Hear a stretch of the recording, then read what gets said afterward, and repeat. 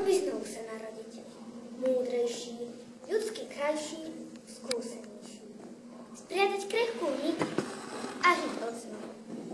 Život, čo teší, aj ten, čo bolí.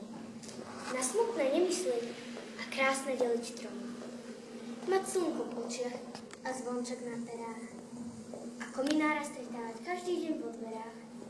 Alebo smutného klauna so srdcom na tričku, čo nosí v klobúku červenú kotvičku. Pre šťastie, čo rastie a rastie a rastie.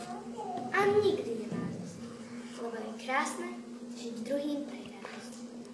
Počúvať, ako tiško šepká tráva, ako krásne spieva Vánok, ako buráca tá rieka dravá, i ako dozrieva strom plný plánu.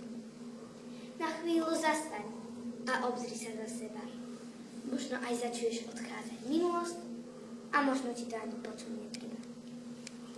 Usmej sa na slnko, na červala.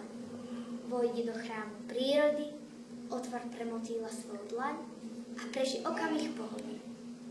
A stúpaj ďalej, človek po schodoch života. Nech ti on všetko dobré a krásne, čo rozdávaš, 100-násobne vráti.